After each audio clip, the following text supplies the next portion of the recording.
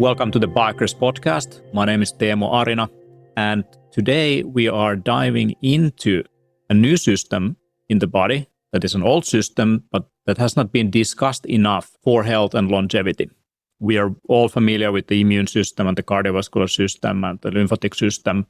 Christian Drapeau is going to help us understand how stem cells are key part of a system for longevity and health and our innate capability of healing and recovery. So without further ado, welcome to the show. Thank you so much, Teemu. Pleasure to be here.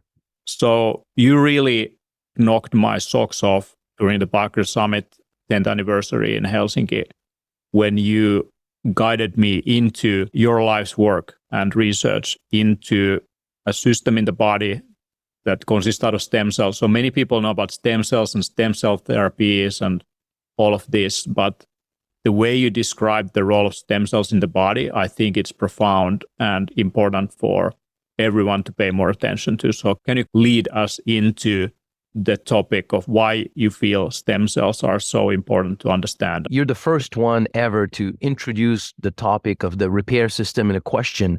And I'm saying this just to underscore the fact that it's a reality. Like you said, it's an old system because we've had it since humans are humans.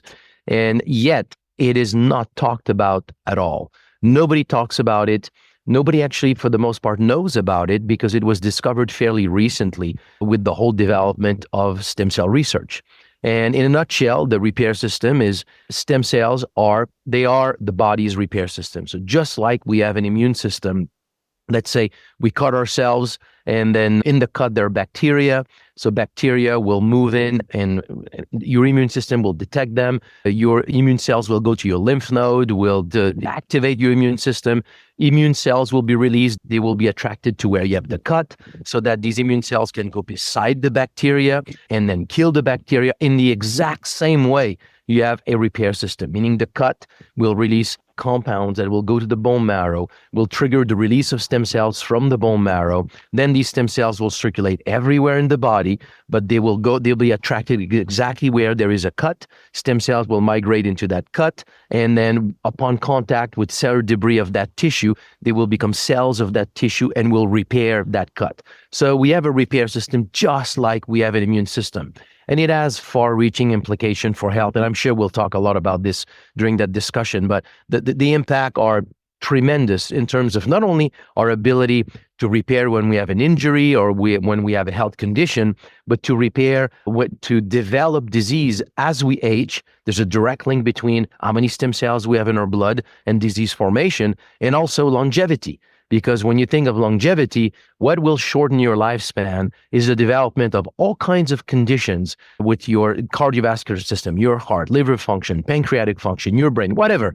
When any one of these tissues or system is affected, then it will shorten your life. So to keep all these bodily systems working better, then is obviously going to have an impact on longevity. So I'm thinking taking care of our stem cells right now is probably the primary thing that we should do for both optimal health, wellness, and longevity. Right now in the biking community, there is a lot of discussion around mitochondria and the importance of the number of mitochondria in your body and how different environmental aspects might reduce the number of mitochondria. And then there is also the whole conversation about NAD, that you need to have high enough NAD level. So what you're introducing is stem cells as one of those things that you want to make sure you have adequate amounts as you age so that your recovery out of ailments and different situations and injury is more profound and faster. That's very interesting. So how do you see these correlating or relating to each other? Thinking about, you spoke about the immune system reaction. I spoke a little bit about mitochondria, energy production in the cells, and you speak about stem cells. So how do you see all of these interacting with each other? Everything that is being discovered and been documented with regard to mitochondrial function, NAD, and all of it is obviously is still, it's not changed by everything that we're discovering with stem cells. It's just added on. And what I mean is that when you talk about mitochondrial function, these are this is affecting all cells in the body, including stem cells. When we're talking about NAD, it's the same phenomenon. So think of one stem cell migrating into a tissue. One stem cell is completely irrelevant in a tissue. What is relevant is one stem cell then multiplying and becoming, let's say, 1 million cells in your tissue. So when you have 1 stem cell becoming 1 million cells, and if you have, let's say, 1 million stem cells getting into your tissue, that becomes 1 billion, if not more, stem cells into your tissue, then that is really the leverage of what stem cells can do in tissues. So that input in your tissue requires to have an enormous amount of micro multiplication, biogenesis. You need to have everything that is part of this electron chain transfer to make energy. All of this is essential to these new stem cells, but I will go further than this. I think that when really science start to really dive into this whole phenomenon of stem cells, I think we will realize that this phenomenon of amplification of stem cells in a tissue is probably one of the greatest metabolic demand of the body. We say your brain is using like 20% of your energy. I think that the role of stem cells in the body is utilizing the same amount of resources and energy in order to continue to renew our tissues. So if you boost mitochondrial function, it's good for every cells. But I like to say sometimes, I know it's a silly analogy, but let's say you got a soccer team where you've got a bunch of players. Some of them are 60, 65 years old. They're still good players. Do you want to take your 65-year-old and keeping him from another 10 years or replacing him by a 15-year-old player? You're going to get so much more out of replacing him by a 15-year-old player. That's what stem cells do. It's better to make old cells kick the bucket, be replaced by a young cell and rejuvenate your tissues, then say, I'm going to take my old cells and I'm just going to help them put along a little bit longer. So I think the language in longevity needs to include all this knowledge about stem cells, which means we continue to do everything that we know is good, like mitochondrial function, NAD, all these things. They're all real. They all have their place. But if we apply them to stem cells and boost that with the role of stem cells, then I think we leverage everything to a whole new level. Another thing that came to my mind about you speaking about renewing the cells in the body, making them younger, as you age, you accumulate these senescent cells. And one of the longevity hacks right now is to basically trigger like these senescent cells to die. And one of those mechanisms is autophagy, which can be done through fasting and heat alteration and certain phytonutrients and all of that.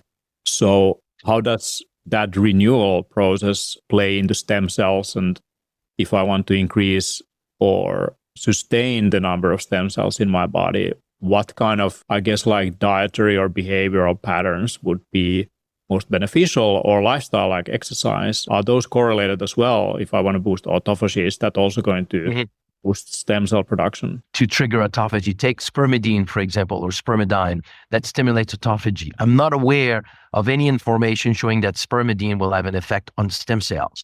This being said, if we use fasting to trigger autophagy, fasting will also increase the number of stem cells in circulation and boost stem cell function. It has to be fasting for, let's say, more than 3 days. That's when you really start to see the effect on the body. And to an extent, I'll probably say it's probably the stress that is put on the body that really leads to that stem cell release. But there's not enough research here to conclude to that. Other things that we can do in our lives to put more stem cells in circulation, like severe, strenuous physical activity. And it's probably caused by the fact that we trigger microtrauma into our tissues, and these microtrauma needs repair. So they trigger the release of stem cells from the bone marrow to enhance that tissue repair. So these stem cells are taken for that tissue repair. I'm not aware of the fact that stem cell release will necessarily have an impact on other aspects of human health. If it was the case, then athlete, for example, would not have any other health issues. So not being the case, it does trigger stem cells. I'm not sure that it has a strong impact on longevity or other kinds of health issues. These are the only two things that I know. And meditation. Meditation has been documented by Doris Taylor, not published as far as I know. I remember her mentioning this in one interview that she gave, but she's a solid researcher in the field of stem cell research. So I don't doubt what you reported. So meditation also increases within a few hours after meditation, the number of stem cells in circulation.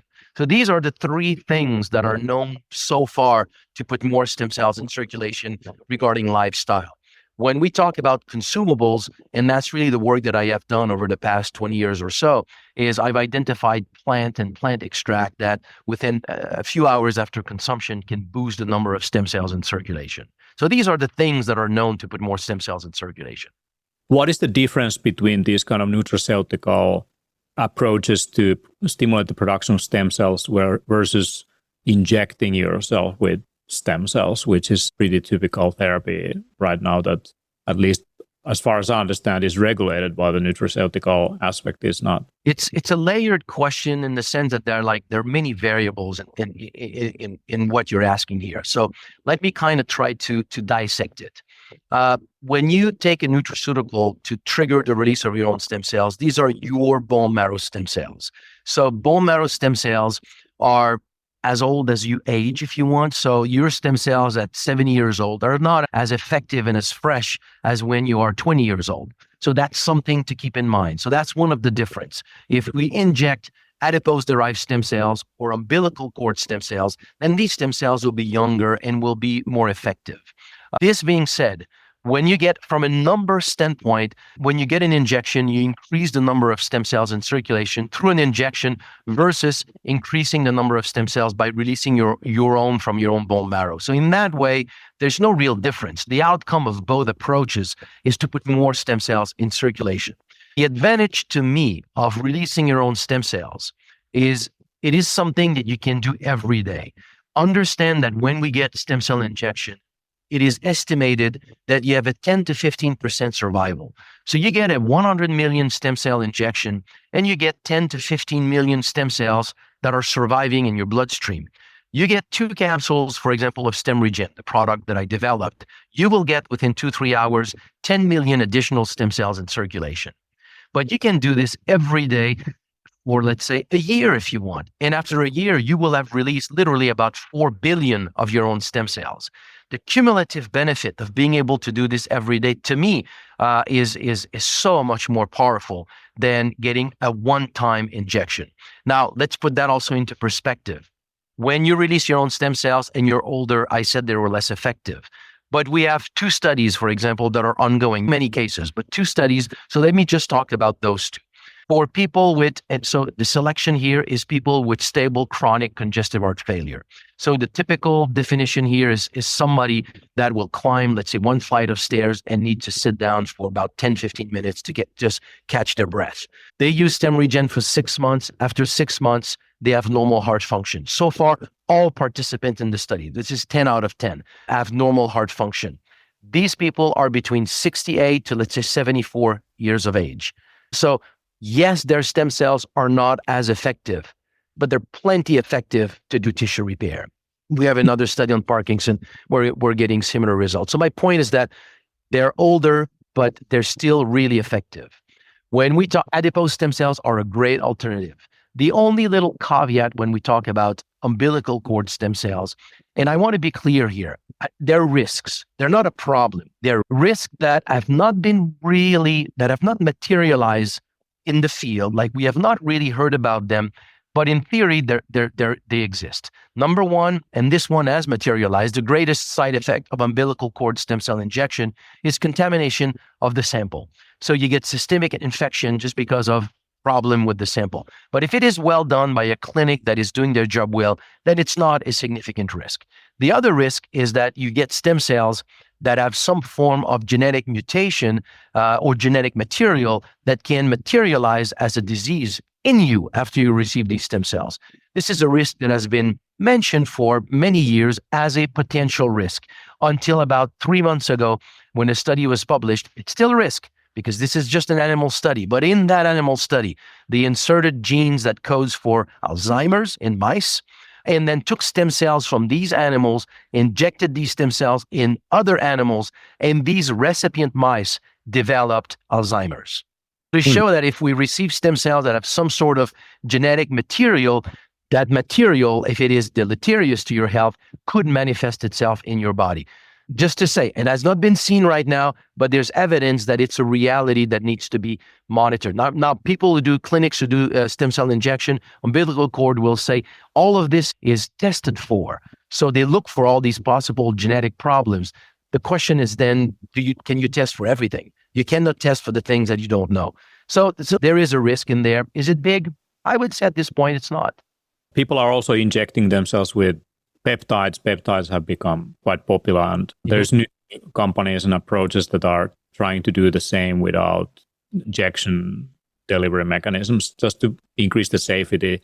With peptides, it's the same thing with the contamination of the samples, and even just injecting yourself with something, you are disrupting the layer. You can introduce all kinds of things into your body. The contamination can be caused by you also by mishandling the equipment. Correct. These kind of nutraceutical approaches where you are stimulating the production of something on its own, that you are triggering your innate capability of increasing the proliferation of stem cells. That sounds to me like the smart way. It's like with injecting something, you're skipping key systems in the body and trying to go straight into the goal, which can be really useful if you are looking for a quick therapeutic intervention, right? To just bypass a bunch of systems and get into the end result. But often it's the same with a lot of things, like some liposomal delivery mechanisms, for example, make some compounds more effective, but they can also then skip key bodily functions and systems, digestion, etc., to deliver it. And IVs, people do IV vitamin therapies, and that's something that I'm not doing very often because I'm worried about like bypassing the self-regulatory systems in the body and the contamination of the samples and all of this. I know it's very popular, but if you want also lasting results, IV is a good example. It gives you a few weeks of a nice buzz, but then you need to be back in for the IV compared to having a lifestyle and nutrition diet and all that is like stimulating and supporting adequate amounts of certain activities. Now, what do you think about this? I think if we really want to have mass market adoption of stem cells or peptides, we need to come up with new delivery mechanisms that are also safer, consumer friendly, and are less invasive in the way we try to trigger the end result. You boost your body's ability to do vitamins, so you don't need the IV. So you really boost the body's ability to repair, because that's something, we come back to what you mentioned in the introduction, it's the repair system. I find it fascinating, and it's a reality of science. When you're deep in the science and you get into some of the philosophy of science, these are like realities, like phenomenon, or it's reality that we rarely really look at. And it's the fact that everybody, as in their life, the experience of healing and repair. Everybody has broken a bone, has had a cut, has had a big bruise. Something has happened when they were a kid. Today, they've completely forgotten about these injuries because they have repaired. So everybody has witnessed repair in their body. Go to med school today, even today as we speak to any student who graduated as a med student. Nowhere have they heard about how the body repairs.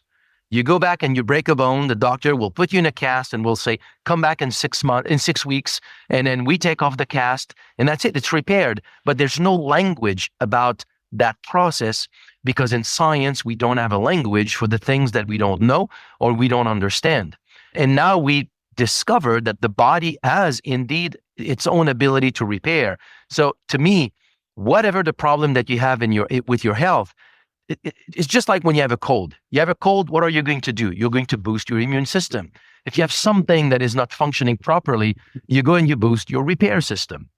So it's that paradigm shift of bringing in people's mind the fact that the body has a repair system. Sometimes it makes me think of, I'm sure you've heard the story of this Hungarian that realized that on days when we're in 1850, on days where you go from the autopsy room to the delivery room, then on those days, he had a very high rate of mortality, child mortality and mother's mortality. And he thinks that there's a debt factor that he carries with his hands. So he starts to scrub his hand really well between the autopsy room to the delivery room. And then he gets rid of the problem. So he tells his colleagues to really wash their hand, but it takes 25 years for his peers to start washing their hands. And it took another century for hand washing to be adopted in hospitals. Something as simple as hand washing. So I'm looking here, everything that we're discovering with stem cells, it's so obvious. Your body has a repair system. Is there something more obvious than tapping into your repair system when something is broken in the body? But I think it will just take time for this to sink in, because if it's not taught in med school, if it's your doctor doesn't know about it, if it is something that appears so new, then how can this be true? And I think it will take some time for this to sink in. But the message is very simple. Your body has a repair system. Tap in that repair system, and it's probably the best thing you can do to repair. And I think it is really important to understand that once you have symptoms, once you are trying to repair something, some part is already too late. Just like with the immune system, you try to boost your situation with vitamin C when you are getting symptoms. It might help a little bit, but most of the work is actually done before you get sick. Basically constantly stimulating the immune system, the macrophages, the white blood cells, and all of that, so that you're more prepared, you have more resources when you actually do meet an adversary, so you can basically bounce back faster. And I would say it's the same with stem cells. You want to stimulate the proliferation of stem cells and support their production. And just like with regular cells, you want to support healthy functioning of cell membranes. A lot of the things that have anti-inflammatory, antioxidant, or that are supporting cell membranes can also be very beneficial for in this case, stem cell production. We get into some of the compounds that people are probably intrigued now. Okay, I thought stem cell therapy is something where I need to fly to Colombia for some injections, or wherever, Cuba, wherever they do these therapies, or I need to do these expensive treatments, but this is something that anyone can do with key nutrients. Now, in STEMREGEN, you have certain ingredients, and one thing that catched my eye is for example, green tea extract, Epicalo gallate. It's a powerful antioxidant in green tea, and it protects cells, including stem cells, from damage. And that's one. You also mentioned spermidine earlier, which has quite similar effects. Also, sulforaphane, I know, which is in broccoli sprouts, as is known to stimulate the production of and protect from oxidative damage the stem cells. One particular plant that I found interesting in STEMREGEN is plant, which has side ore that is believed to enhance the proliferation and differentiation of stem cells, especially in the cardiovascular system. It also has anti-inflammatory and immune system boosting effects. Now, when people take NAD supplements, they take NR precursors, a form of vitamin B3, that may enhance also the function of stem cells. So a lot of the kind of things that we talk about in longevity are actually correlated and linked. That's why I really wanted to tap into the senescent cells topic and all of that, because that's also what has been discovered about quercetin and fisetin, which are two of the kind of, and resveratrol has been also studied for its effects on stem cell production. Most of the ingredient that you mentioned there, Teemu, are in the product called Signal, not in the original product, which is now called STEMREGEN Release. The release, I'm sure you have it there, is blue-green algae extract, sea buckthornberry extract, Aloe Macrolada. We have Panax notogensin extract, fucus extracts, and these are all plants that we have discovered one after the other. So it started with the blue-green algae. So I started to study this plant in 1995. I was hired by a company that was selling this blue-green algae that grows naturally in Klamath Lake. And as I'm studying it, I come across cases of people who reversed all kinds of condition touching the liver, the pancreas, the heart, the lung, the brain, the skin, joints. And the question was, what is this plant doing that is supporting so many different aspects of human health? And we had no clear hypotheses, understanding, until I came across papers. So we're in the early 2001, papers documenting stem cells going from the bone marrow to the brain, to the heart, to the liver. So out of these observations, then I realized, okay, stem cells are not like what we were told in med school. They're only capable of producing blood cells, which was really the belief at the time. They can become other types of cells. So my thought was, if they become heart, liver, and brain, why not lung, pancreas, skin, and the rest? Makes no sense that they would become only those three and not the rest. And then if they become all these cells, then it must be the repair system of the body. So these are like, at the time, it was a far-fetched hypothesis. But in my mind, it was the only hypothesis. Stem cells must be the repair system, and maybe that plant, that blue-green algae, was triggering stem cell release. So we bought the flow cytometer to count stem cells, and then we studied that plant. And then after that, the quest was, what else is probably working by stimulating stem cells? Nobody has ever looked at this. So that's how we identified all these other ingredients now in STEMREGEN. They're all working as stem cell mobilizers. What I find interesting about this, like ginseng, which is ginseng sodides, gallows, then the other thing we mentioned is EGCG, but then there is cordyceps even. Many of the so-called adaptogenic herbs or plants that are strong adaptogens that help your body to adapt to stress seem to also have links to supporting stem cell production. Is my guess, like hunch feeling, is that that's something that really helps you to deal with I guess like excess environmental stress might actually help cell integrity and the survival of stem cells. Yeah, no, you're right. And actually, I would even go one step further. I'll twist a little bit what you said. I think that we have this whole concept of adaptogens. I wouldn't say wrong. I would say incomplete. What I mean is that what is an adaptogen? It's a product that is going to help you regardless of what your problem is. It seems to help many different aspects of human health. And that's exactly what a stem cell mobilizer does. So when we discovered the effect with AFA, my next round was to go and look at other products that have been associated with many benefits, and that included goji berry, medicinal mushroom, ginseng, a lot of those so-called adaptogens. But my thought process was, these adaptogens, we've given them a lot of potential effect and mechanism of action, but at the end of the day, none of these mechanism of action have been like proven. It's just like they behave like something that would help various aspects of the body. So I thought maybe the actual core mechanism of action is stem cell release. So we went back and we looked at them in the lab, and what we discovered is that many of them actually do not release stem cells. What they do is that within about 20 to 30 minutes after consumption, they increase the density of the receptor at the surface of stem cells that makes stem cells respond to the SOS signal coming from an injured tissue.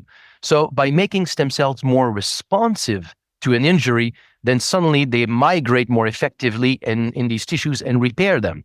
And that is why in STEMREGEN, after we discovered this, I started to blend the plants that release stem cells with plant extract that stimulate their migration, so that we boost both their release and then their migration into tissues. So far, the adaptogen that I have tested for stem cells, their effect is mostly on stimulating the migration of stem cells into tissues. I'm sure they do other things, but to me, in my world, it's one of their core mechanism of action.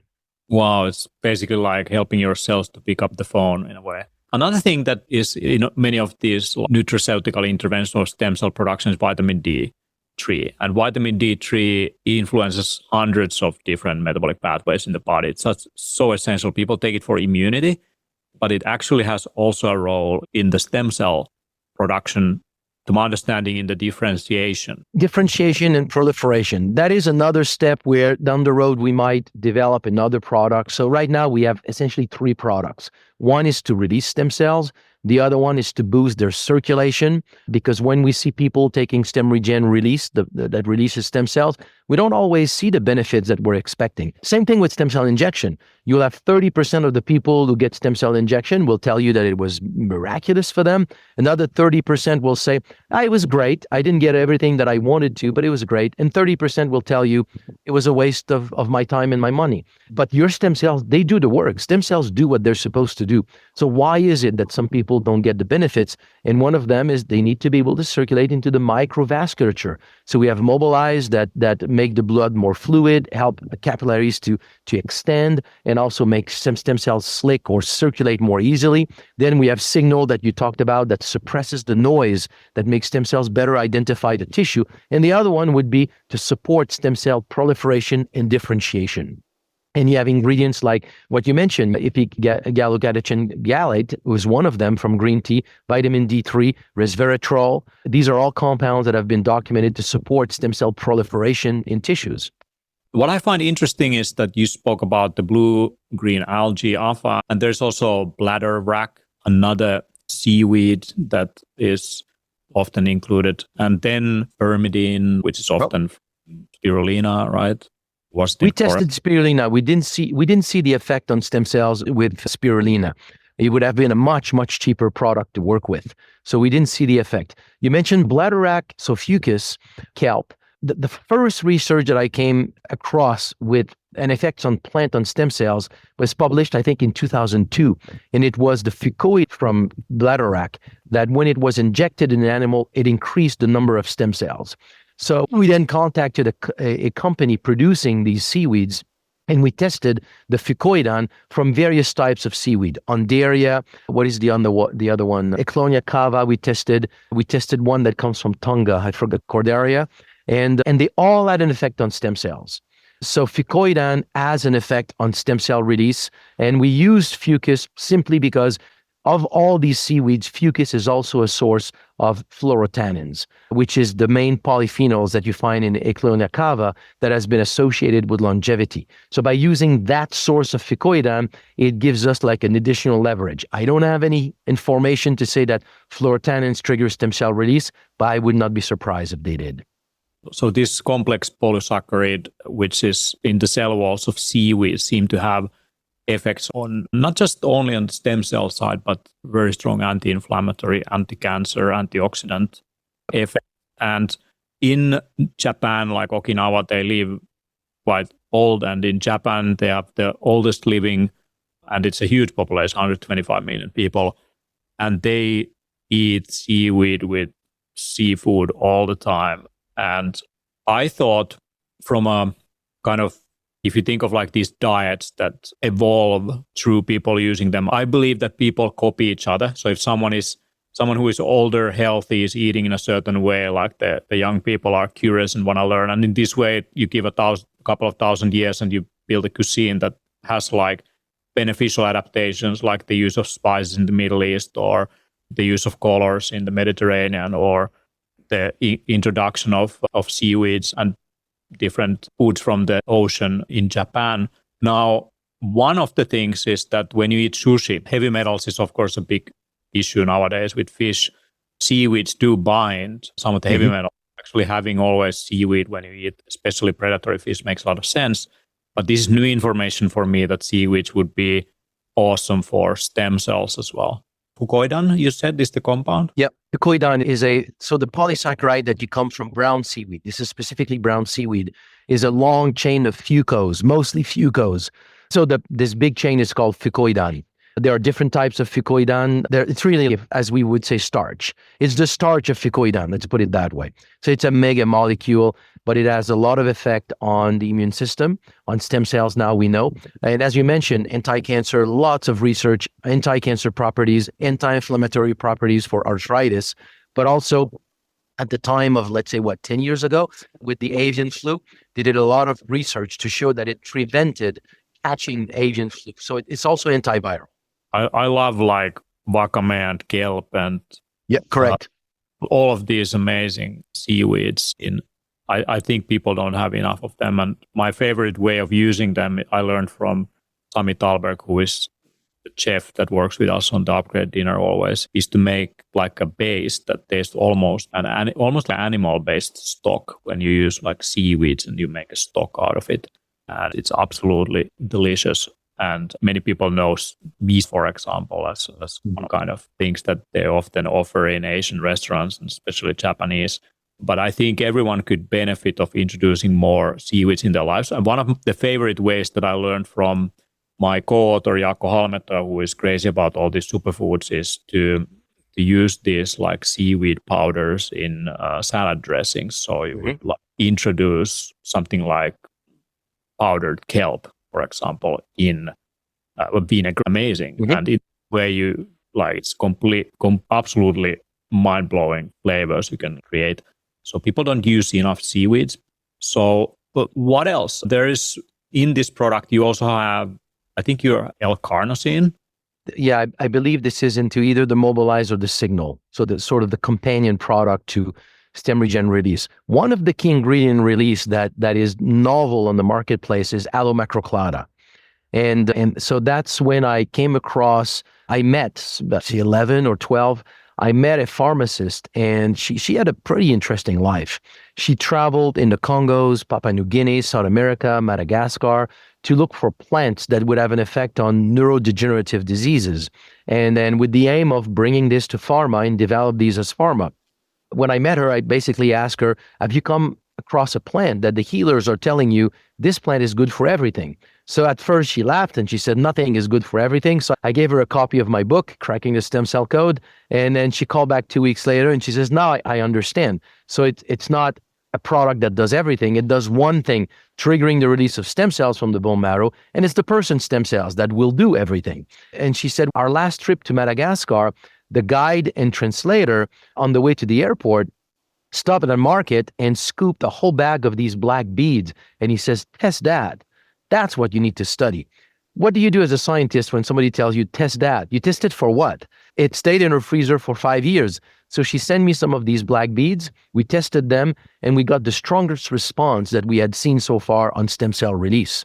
So I asked what it was, and of all the species of aloe that are in Madagascar, there's one species, Aloe Macrolada, that is utilized to make a product called vahona. And these were these black beads. So they take the gel, they boil it to reduce it to some sort of and then they char the rest of the plant after cutting the leaves, and then they blend the ash with the gel and they roll that into small beads and they sun-dried them. So that's how they produce it. So knowing how they're producing it, we went and we collected our own gel. We took the pure gel, we dried the pure gel, we tested it, and we got the strongest response. So you take something like, 100 milligram, and you roughly double the number of stem cells in circulation in 2-3 hours. And Wow. But because it was Madagascar, vahona was available in markets, but there was no large-scale harvesting of Aloe Macrolada. With John, a friend who became a friend of mine, he moved to Madagascar and basically developed the whole operation there. So now we have a co-op of harvesters because it's on the CITES list in Madagascar.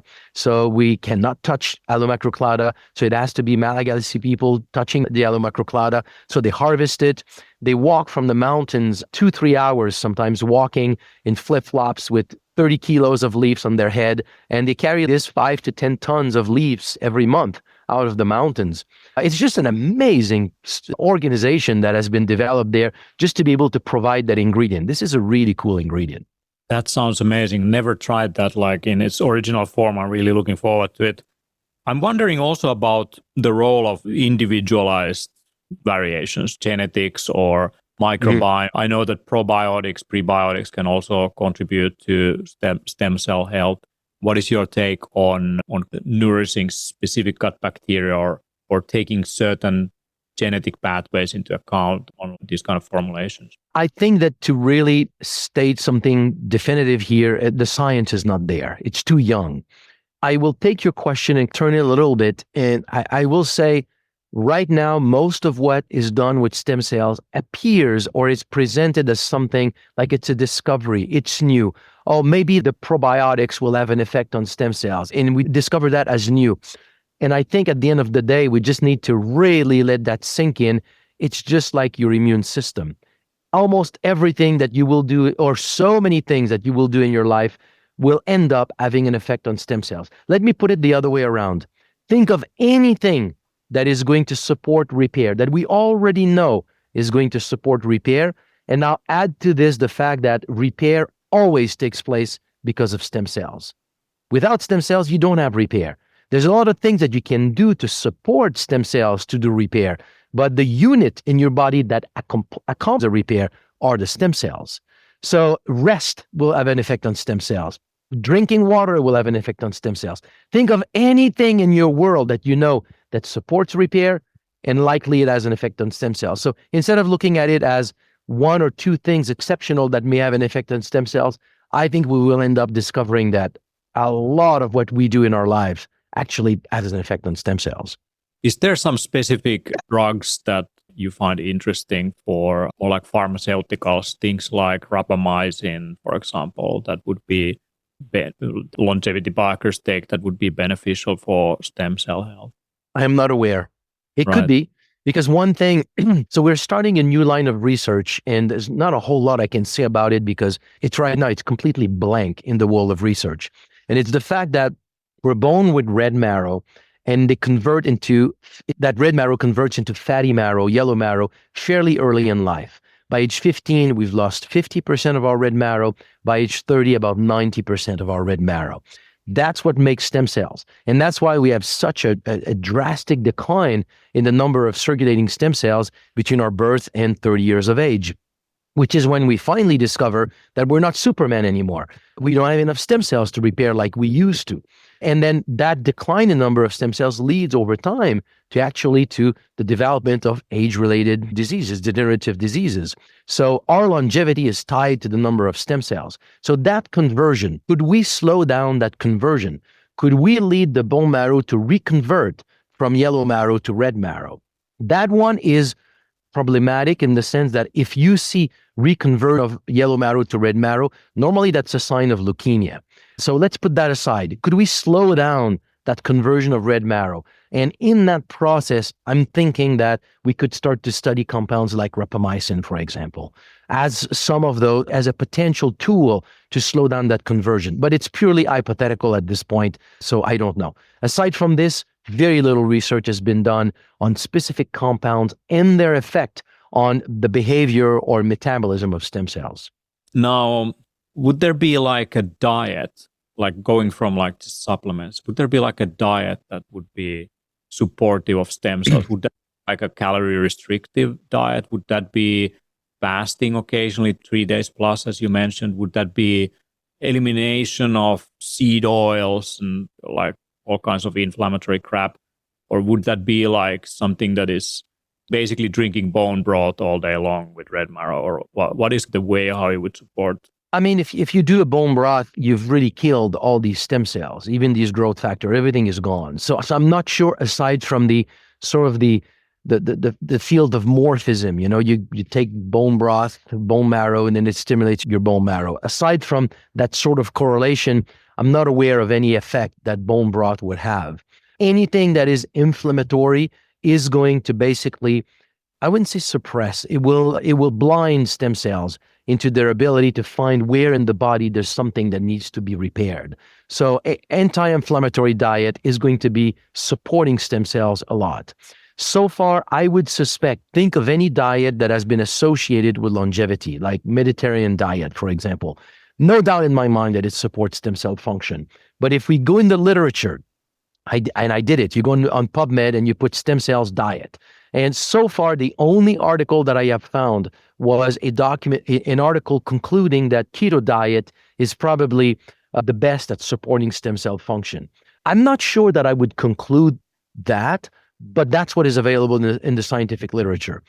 I will say, if we think along the lines of some of the things that we talked about before, this amplification of stem cells into tissues, one stem cell is becoming like a million stem cells. So that level of amplification means an enormous amount of protein, because you need to make not only the structure of these cells, but their enzymatic machinery, like everything. So you need protein. You need good lipids to be able to duplicate and structure all that cell membrane.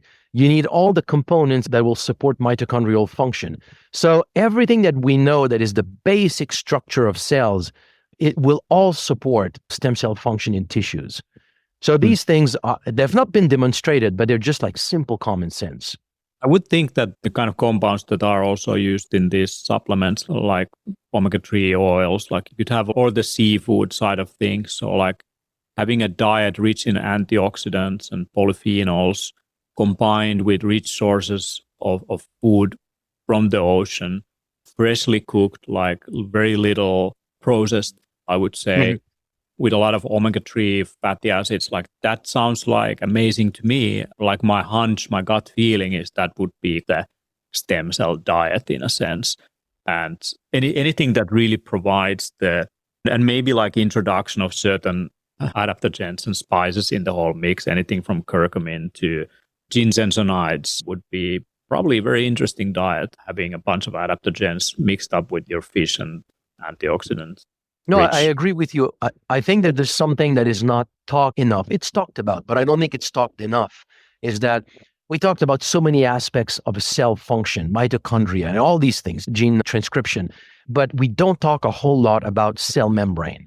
And the cell membrane of a cell is its solid part. It's the part that it's so interactive. There are so many organelles, protein, receptors, transducers that are embedded into the cell membrane. And the cell membrane is not unified. You have areas that are more solid, with more saturated fat than others. And a stem cell is about 20 micron or could be up to 20 microns. Your capillaries are 12 microns. You need to have a proper fluidity and flexibility of your cell membrane for these cells to be able to squeeze themselves and go into these capillaries. So everything that you mentioned here in terms of a diet that is rich in omega-3, I will be careful, and I don't know the answer to this, but I'll be careful to say omega-3 supplements will compensate for this, because in the way that these kinds of oils are manufactured through large-scale manufacture, oftentimes they end up into your gel caps, very likely oxidized to a significant extent. So they may not really have the same effect as omega-3 coming from your diet. And omega-3 in fish is great, but the fish does not make them. The fish absorbs them from algae. So they come from algae. So putting more algae, seaweeds, algae, microalgae, and fish in your diet is probably the best way to include all these fats into your diet. And it's an enormous component, I think, of stem cell function. I would also add one food group that is not often mentioned when we talk about seafood. That's shellfish.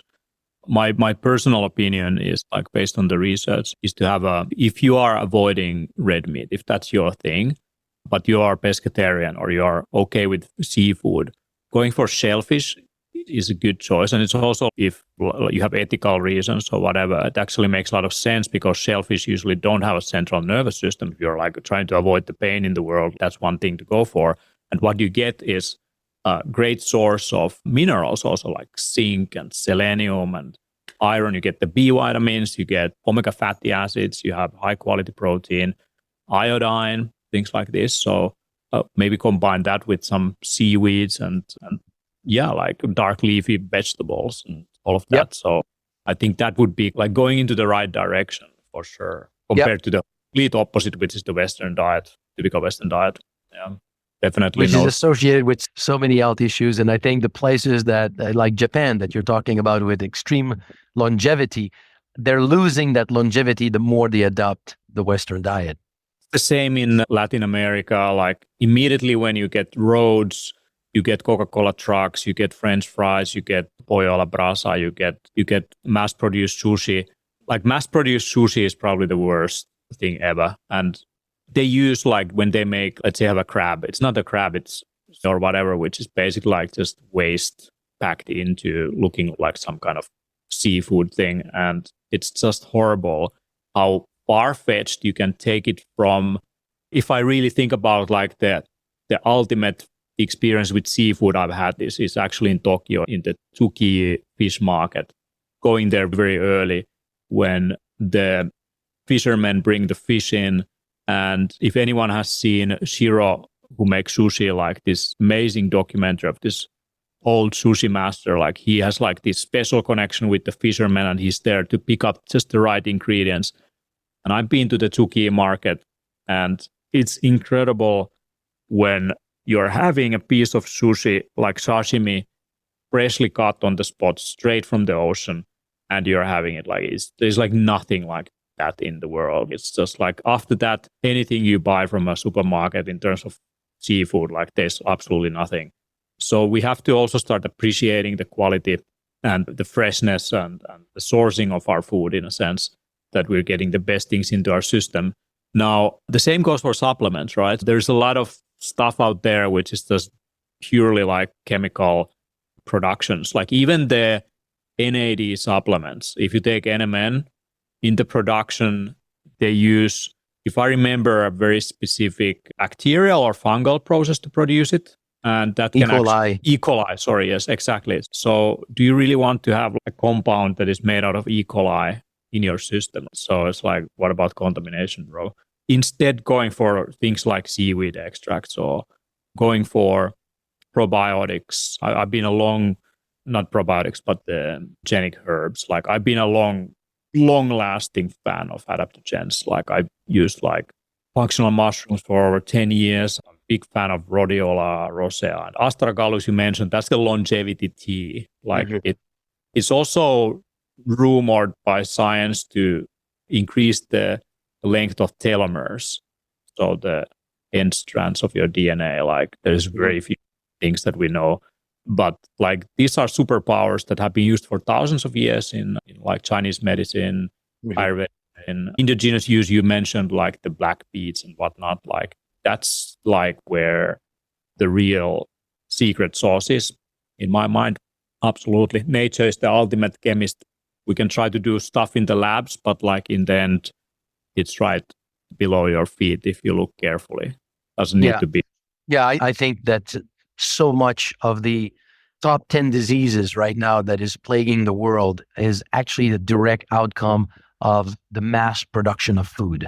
Mass production, mass distribution of food pretty much all come from the cause of all these health problems. Precisely. But what can we do about it? Aside from doing something as an individual, when you go and you grow your own vegetables and you do all your things, these things yourselves, which does not fit easily in today's lifestyle. So it's such a difficult thing to correct in today's world, but it is nevertheless the cause of so much of it. Now, in terms of your products, the protocol for STEMREGEN, you have release, you have sport, you have mobilize, and you have signal. And that's like when you put those all together, you have a kind of a protocol for specific functions. So can you like walk us through like the reasoning between release, sport, mobilize, and signal, and what's going on there? Okay. Release is what was before the release of the two new products was STEMREGEN.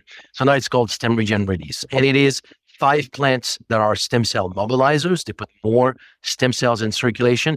And 2 ingredients. One is beta-glucans from mushroom. That's the work that we did with medicinal mushroom. And then colostrum, highly fractionated colostrum. These 2 were the top ingredients that triggered the migration of stem cells out of the blood into tissues. So STEMREGEN Release are those compounds, putting more stem cells in circulation, driving them into tissues. Now we see, like I mentioned before, that sometimes we don't get all the results that we would expect.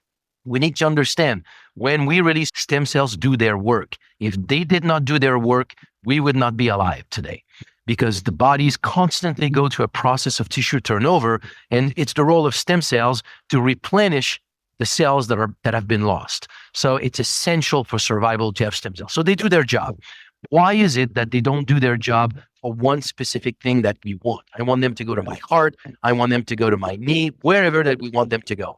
And the 2 reasons is, one is systemic inflammation. I won't have to go into all the detail, but we had a chance to study Alzheimer's patients about 20 years ago.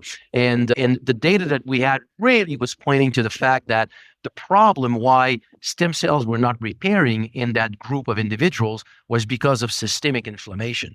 It creates, let's call it, a background noise in your blood circulation that makes it difficult for stem cells to see where is it that they need to migrate. So Signal was developed for that.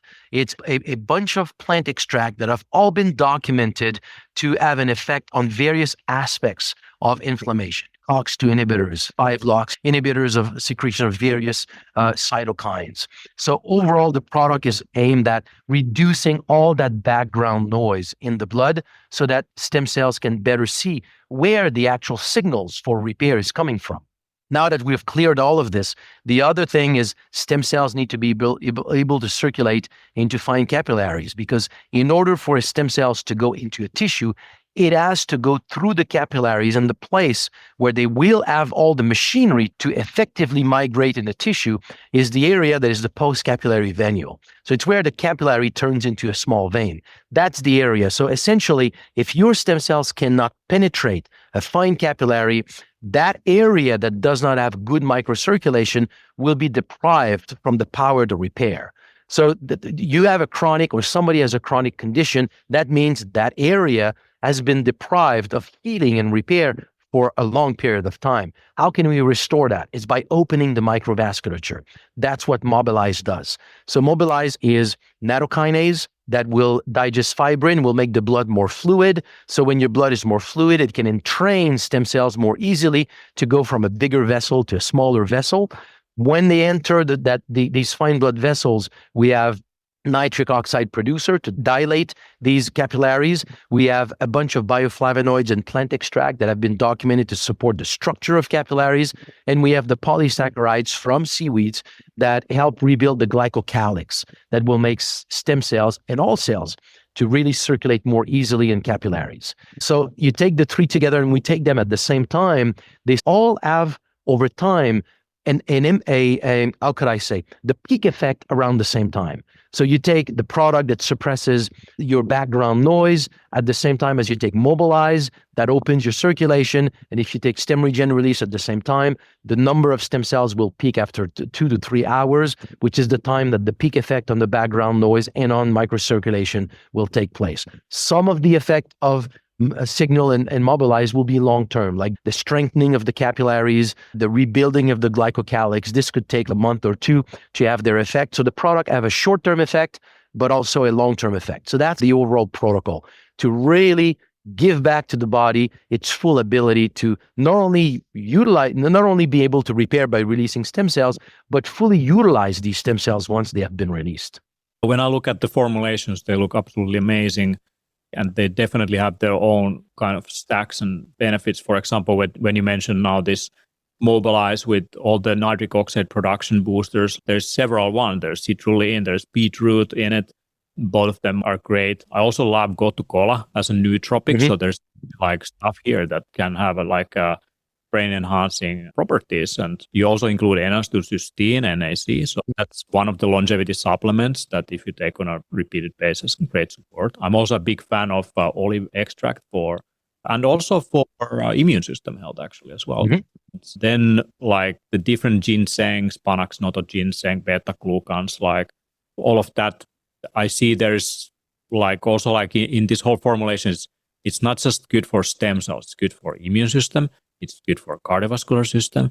It's good for lymphatic flow. Mm-hmm. There's all synergistic support. It's good for cognitive health. Probably will enhance your exercise performance. It will definitely increase your resilience. We are now finalizing the Resilient Being book, and we talk a lot about these like different compounds that support resilience. Now, this stack is an absolute resilience. If there is a resilient being, it's coming out of these. The strategy that we use to make people discover what really their stem cells can do for them is we will tell somebody, go to the gym, trash yourself, do something that the day after you will be sore.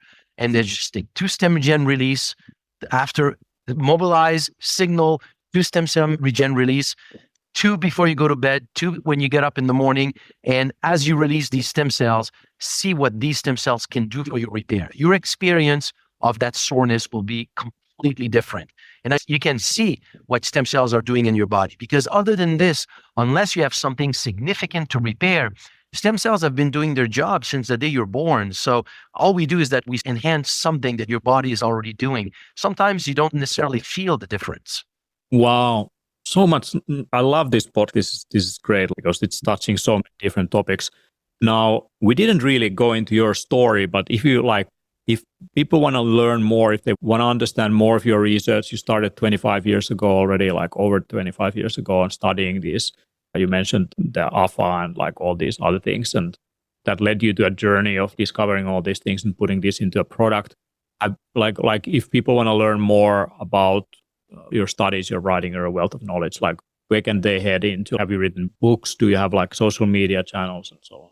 Yeah, I'm using on both TikTok, Instagram, Stem Cell Christian, thinking that a lot of people may not be able to spell Drapeau. So Stem Cell Christian. But really the story, as we've talked about it today, is in my book, Cracking the Stem Cell Code. So you can see it on Amazon, and our website is stemregen.co, stemregen.co. And there's also quite a bit of articles that summarize a lot of the things that we've talked about. And soon down the road, let's give it another maybe 6 months, and there's another book that I'm working on information that really was not really there in the scientific literature when I wrote the first one, which is a part that we did not touch a lot, but I think to me is probably even the most important part of all this, everything in stem cell research is to realize how stem cells are actually part of disease formation, in the sense that the body goes to a constant process of tissue turnover that has been revealed by stem cell research with actual time frame. If you have a new skin every month, a new liver every 2-3 years, half of a new heart every 25 years, everything is in turnover. Turnover means you lose cells and you need stem cells to replace what has been lost. But if you have lost more than 90% of your stem cells by age 30, and that continues, there's a point where you don't have enough stem cells to offset cellular loss. And that deficit starts to accumulate. And if you lose cells making insulin, that's diabetes. You lose cells in your lung, that's emphysema. You lose cells making dopamine, that's Parkinson. You lose cells in your heart, that's cardiomyopathy.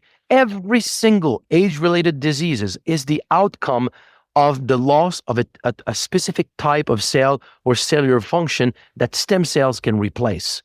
So I published this in 2013 in the scientific literature that this decline in the number of stem cells was actually the fundamental core cause of disease formation as we age. And I was writing, there's a way to test for this. Let's go and count the number of stem cells in people who have developed various kinds of age-related disease, and we should find fewer stem cells than what we find in healthy people of the same age. And now there's about 50 of those studies out there, and across the board, every single one of them, atherosclerosis, erectile dysfunction, heart disease, emphysema, liver failure, kidney failure, diabetes, pre-diabetes, Parkinson, Alzheimer's, lupus, arthritis. The list keeps growing. And all these individuals have 50% or less than the number of stem cells that you find in a healthy person. Just to tell us that from the day that we start aging, around age 30, in our 30s, that's the time that we start to accumulate that deficit. So for me, if we start to put more stem cells in circulation from that point on, then you keep the health that you have, and you can have a much, much better aging, if you want, by keeping your ability to renew your tissues. And so that's the topic of the next book to come. That's definitely on my reading list. So basically, the stem cells are this nature's like innate silent healers. That's the innate repair system that is in the core of resilience and birth, and it's rebirth, I would say. It's like the phoenix bird rising out of the ashes, in a sense. Much younger, like you said, 15-year-old like football player. So that's what we want to invite into our bodies and into our lives. And there's all these like nature's superheroes that can help us like reach there, from the seafood to the most notorious plants in the different like medicinal systems around the world. And now we have the science also, and the theory and the practice of like how to stimulate, help them to differentiate, proliferate, and also how to protect them, guard them against ailments, so that as we age, we have all the tools to fight the degenerative diseases that are the silent killers of our times, because it's less likely people like me in my 40s are going to die of, let's say, just like being eaten by a lion or a sudden infection. It's more likely that I will develop degenerative diseases, and it's all linked to slowing down and losing the capability of healing, which can be restored by stimulating stem cell production. Did I get your message correct? Oh, absolutely. Absolutely. The problems that we develop in our 50s and 60s, we did not have them in our 20s. And there's one major difference, is that you had about 2, 3 times, 4 times more stem cells in your 20s, 5 times, maybe 10 times than what you have when you are in your 50s and your 60s. So all that we're doing is that by putting more stem cells in circulation, we give you back the repair capability that you had, let's say, 10, 20 years ago. That's really what we're doing to the body. I'm not saying we're turning back your biological clock. What I'm saying is that we're giving back to your body its repair capacity that it had 10, 20 years ago. Love it. Thank you so much, Christian Drapeau. People can find more information about STEMREGEN. And if you are coming to Biker Summit in 2025, any of our events, they are going to be there. You will have the opportunity to try out their products, their protocols. And if you can't wait, learn more from, what was your Instagram? Stem Cell Christian. Amazing. Cracking the Stem Cell Code book is available on Amazon. Check it out. This was a fascinating conversation. Thank you so much. Thank you. All right. let's keep those stem cells proliferating.